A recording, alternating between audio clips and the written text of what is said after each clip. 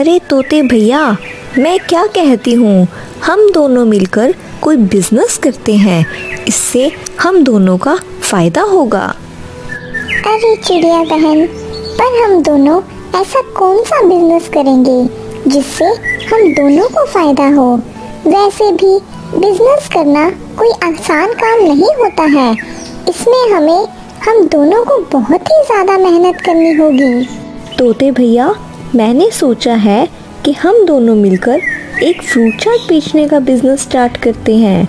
हम सारे पक्षियों को फ्रूट चाट बनाकर बेचेंगे। इससे हमें भी फायदा होगा और सारे पक्षियों को भी फायदा होगा।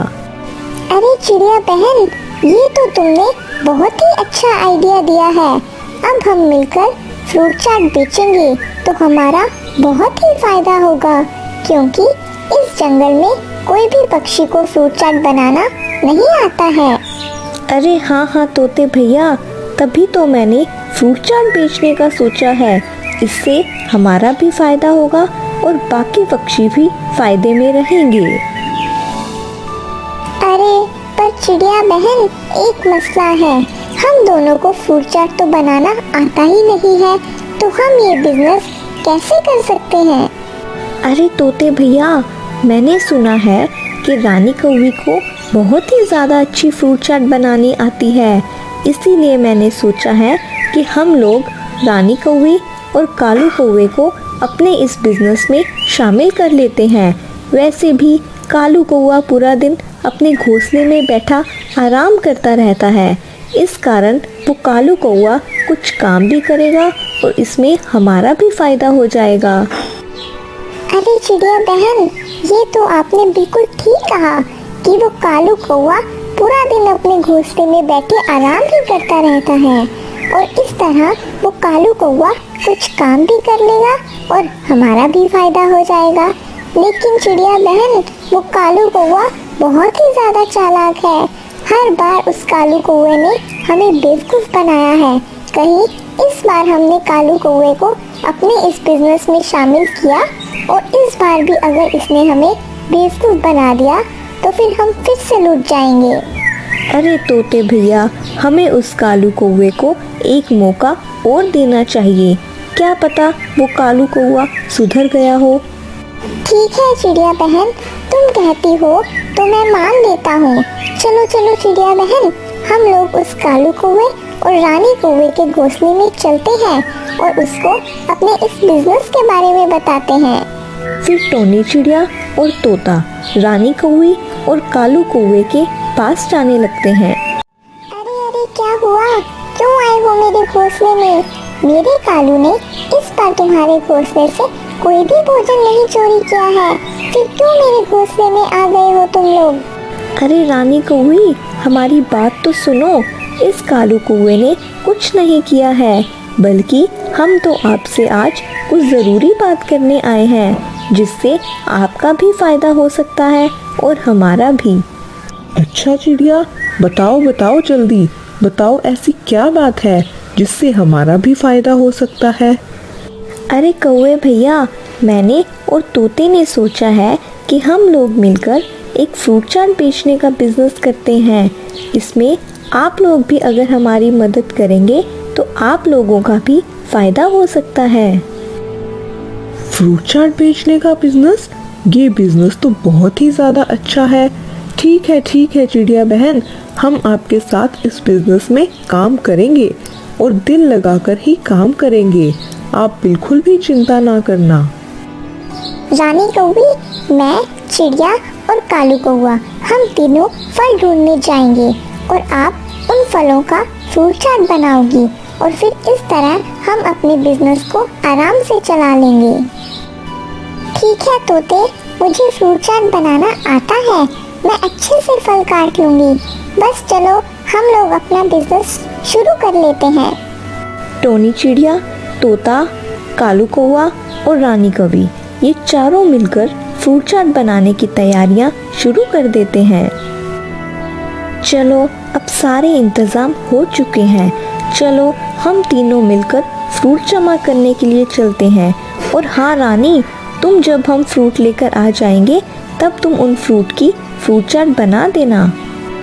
इतना कहकर वो तीनों फ्रूट जमा करने के लिए चले जाते हैं। वो तीनों फ्रूट ढूंढते ढूंढते एक सेब के पेड़ पर आकर बैठ जाते हैं। चलो कौवे भैया, यहाँ से सेब तोड़कर आप रानी कौवी के पास चले जाओ और वो सेब रानी कौवी को देकर मेरे पास दोबारा वापस आ जाओ। तब तक मैं और तोता थोड़ा आगे जाते हैं और आगे और फलों का इंतज़ाम भी करते हैं। ठीक है टोनी चिड़िया, मैं अभी यहाँ से सेब तोड़ लेता हूँ और जाकर रानी कौवी को दे आता हूँ। अरे, अगर हमें फ्रूट चाट बनानी है तो हमें केला, अमरूद, कीनू और अंगूर की ज़रूरत पड़ेगी। चलो चलो कौवे भैया, आप जल्दी से ये सेब रानी कौवी को देकर वापस आ जाओ।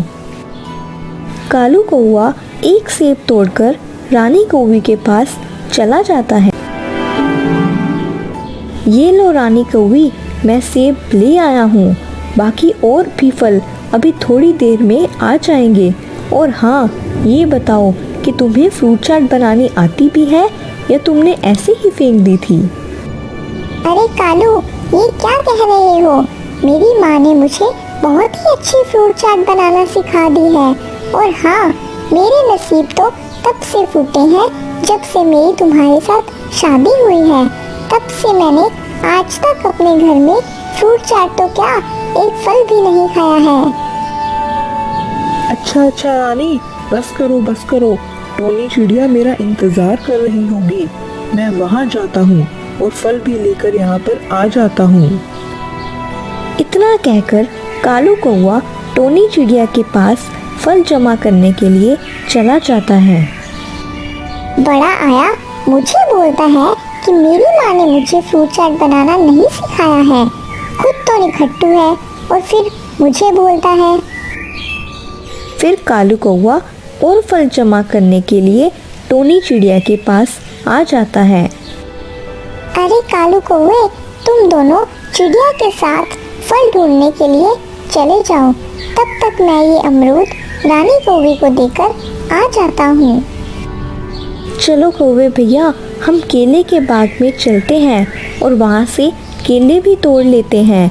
केले जब फ्रूट चाट में डलेंगे तो फ्रूट चाट और भी ज़्यादा मज़ेदार बन जाएगी। फिर वो तोता कुछ अमरूद लेकर रानी कौवी के पास आ जाता है और वो अमरूद वहीं पर छोड़कर टोनी चिड़िया के पास जाने लगता है। कितने मीठे मीठे फल हैं ये। मेरा बस चले तो 2 मिनट में ये सारे फल खा जाऊं। उस कालू कौवे ने तो मुझे कभी भी इतने मीठे मीठे फल नहीं खिलाए, बस अपनी माँ के यहाँ ही खाए थे। उसके बाद तो कितने साल हो गए, अभी तक इतने मीठे मीठे फल नहीं खाए हैं मैंने। फिर टोनी चिड़िया, कालू कौवा और वो तोता केले के बाग में आ जाते हैं। अरे तोते, कालू कौवे, तुम दोनों थोड़ा आगे जाओ। आगे अंगूर का पेड़ है, तुम लोग वहाँ से अंगूर तोड़कर रानी कौवी को दे आओ। तब तक मैं यहाँ से केले तोड़कर रानी कौवी के पास चली जाती हूँ। अब सारे इंतज़ाम हो चुके थे और सारे फल भी आ चुके थे। टोनी चिड़िया रानी कौवी से कहती है, रानी कौवी, चलो तुम जल्दी से सारे फल काट लो और इन फलों की फ्रूट चाट बना लो। तब तक हम लोग जाते हैं और सारे पक्षियों को कह आते हैं कि हम लोगों ने नई फ्रूट चाट की दुकान खोली है। चलो कौवे भैया, तोते भैया, तुम लोग भी मेरे साथ चलो। हम तीनों सारे पक्षियों को कह आते हैं। फिर वो तीनों फ्रूट चाट के बारे में बताने के लिए चले जाते हैं। वहीं रानी कौवी सारे फ्रूट्स को काट लेती है और उनकी फ्रूट चाट बना लेती है। अब तो रानी कौवे से रहा ही नहीं जा रहा होता, उसके मुंह में एकदम पानी आ रहा होता है। इस फ्रूट चाट को खाए हुए तो मुझे सदियों बीत गई है, अभी तो मेरे मुंह में पानी आ रहा है। चलो चलो थोड़ा सा चेक तो कर लेती हूँ कि ये फ्रूट चाट कैसी बनी है। फिर रानी कौवी फ्रूट चाट को चेक करने के लिए खाने लगती है और खाते खाते उसको पता ही नहीं चलता कब वो सारी फ्रूट चाट खा जाती है। आहा, कितनी ज़्यादा ये मज़ेदार फ्रूट चाट थी। कितने सदियों के बाद मैंने ये फ्रूट चाट खाई थी, लेकिन ये सारी फ्रूट चाट तो मैंने खा ली। अब वो टोनी चिड़िया आकर मुझे बहुत ही ज़्यादा गुस्सा करेगी। फिर टोनी चिड़िया कुछ पक्षियों को लेकर वहाँ पर आ जाती है। टोनी चिड़िया देखती है कि वहाँ पर ना तो फ्रूट होते हैं और ना ही फ्रूट चाट। अरे रानी कौवी, फ्रूट कहाँ पर गए? तुमने तो अभी तक फ्रूट चाट बनाई ही नहीं है। देखो, मैं पक्षियों को लेकर आ गई हूँ। बताओ, फ्रूट चाट कहाँ पर गई? अरे हाँ रानी कौवी, कहाँ पर गई फ्रूट चाट? मेरे को तो यहाँ पर कोई फल भी नहीं दिख रहा। हाँ रानी कौवी, बताओ कहाँ पर गई फ्रूट चाट? अरे रानी कौवी, मुझे तुम्हारी शक्ल देखकर ऐसा क्यों लग रहा है कि सारी फ्रूट चाट तुम चट कर गई हो? अरे कालू, इसमें मेरी कोई भी गलती नहीं है। मैंने तो फ्रूट चाट बना ली थी। जब मैंने फ्रूट चाट थोड़ी सी चेक करी तो वो फ्रूट चाट इतनी ज़्यादा मज़ेदार थी कि मैं अपने आप को रोक ना सकी और मैं झट से सारी फ्रूट चाट खा गई। अरे देखा चिड़िया बहन, मैंने नहीं कहा था कि हमें इस कालू कौवे के साथ कोई भी बिजनेस नहीं करना चाहिए। ये हर बार हमें धोखा दे देता है। टोनी चिड़िया तो बेचारी कुछ कह ही नहीं पाती और वो कालू कौवा बेचारा शर्मिंदा हो जाता है और अपनी बीवी रानी कौवी को लेकर वहाँ से चला।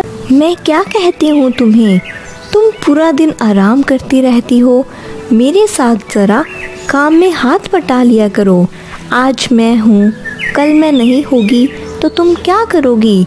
इसीलिए मैं तुम्हें समझाती रहती हूँ कि तुम मेरे साथ काम करती रहा करो।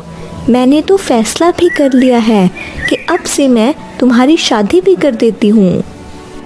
ठीक है मम्मा, मैं अब से आपके साथ काम में हाथ बटाया करूँगी।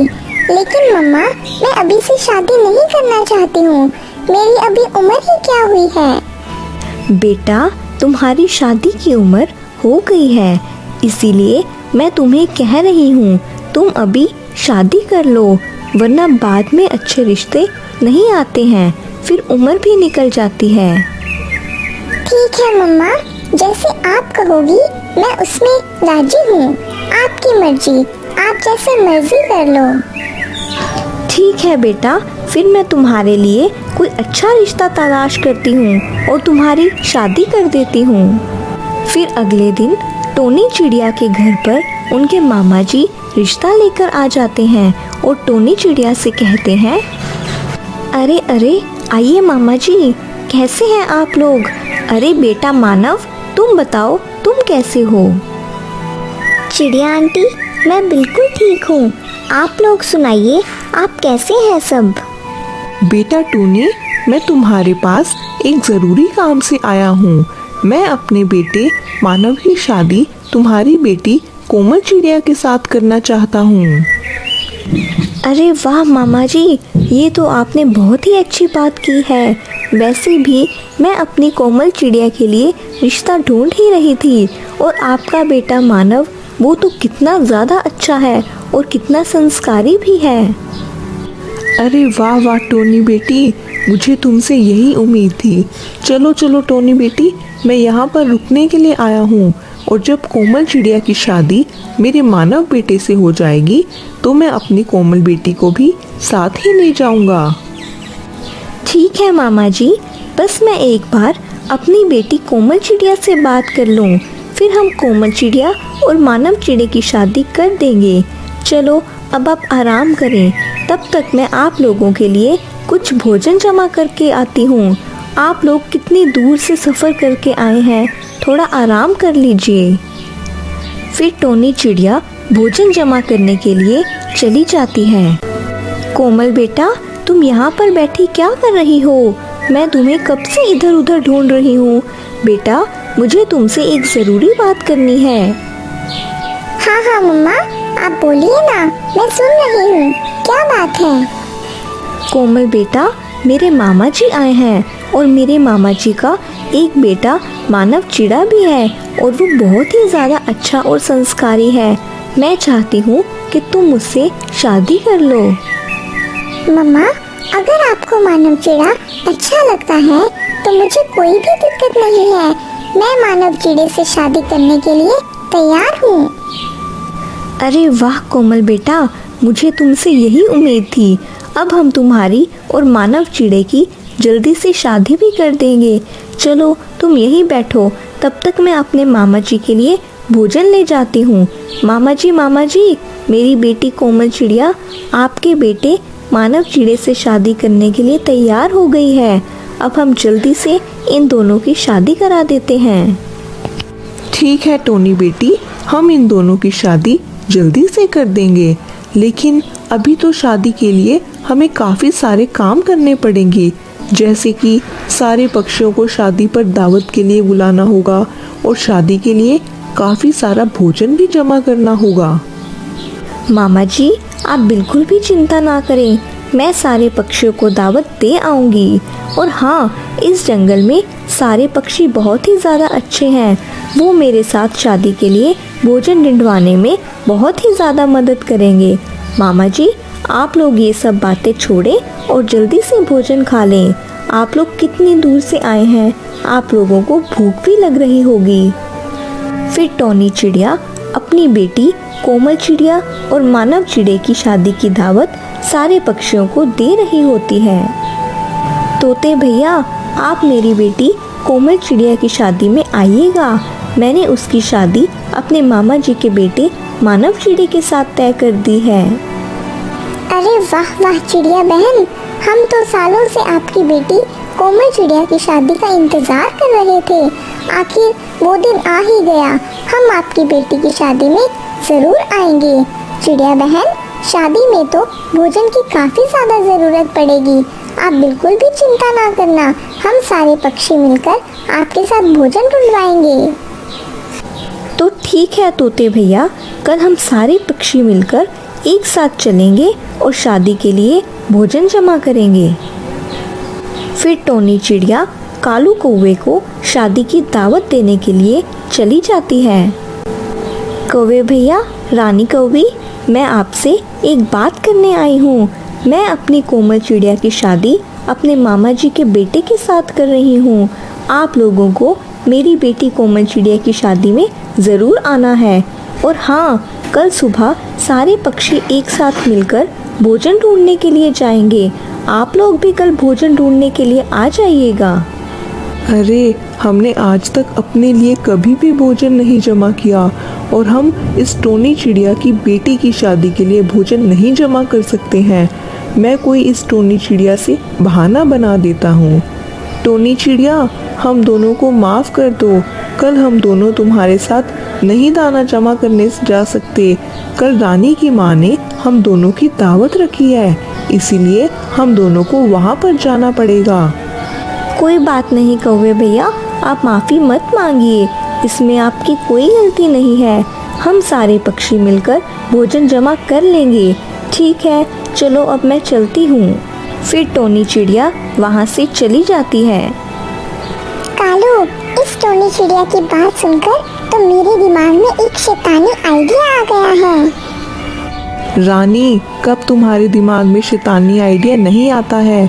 हर वक्त तो तुम्हारे दिमाग में शैतानी आइडिया भरा ही होता है। अच्छा बताओ, क्या शैतानी आइडिया आया है तुम्हें? कालू, शादी के लिए सारे पक्षी बहुत सारा भोजन जमा करेंगे। अगर हम लोग शादी के दिन वो सारा भोजन चुरा लें तो हमारे मजे आ सकते हैं। रानी, ये क्या कह रही हो? अगर हमने शादी के दिन वो सारा भोजन चोरी कर लिया तो इस तरह वो बेचारी टोनी चिड़िया की तो इज्जत खाक में मिल जाएगी। अरे मेरे भोले कालू, मैं यही तो चाहती हूँ कि उस टोनी चिड़िया की इज्जत खाक में मिला दूँ। वो हर जगह आपको बुरा बनाती है। अब देखो, शादी के दिन मैं उसको कैसे नीचा दिखाती हूँ। देख लो रानी, बाद में पकड़े जाने के बाद मुझे मत कहना कि इसमें सारा कसूर मेरा है। अरे कालू, नहीं कहूँगी तुम्हें कुछ। बस जैसे जैसे मैं तुम्हें कहूँ वैसे ही करते जाना, और फिर हम सारा भोजन उस दिन चुरा लेंगे। फिर रानी कौवी अपना आइडिया उस कालू कौवे को बताने लगती है। अगले दिन सारे पक्षी बहुत ही मेहनत कर शादी के लिए भोजन ढूंढने लगते हैं और आखिर शाम होने तक वो सारे पक्षी काफ़ी सारा भोजन इकट्ठा कर लेते हैं। अरे वाह टोनी बेटा, ये तुम्हारे जंगल के सारे पक्षी तो बहुत ही ज़्यादा अच्छे हैं। देखो, एक दिन में इन सारे पक्षियों ने शादी के लिए कितना सारा भोजन इकट्ठा कर लिया है। मामा जी, अब शादी के लिए सारे इंतज़ाम हो चुके हैं।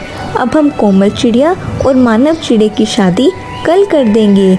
चलो सारे पक्षियों, अब तुम लोग बहुत ही ज़्यादा थक गए होगे।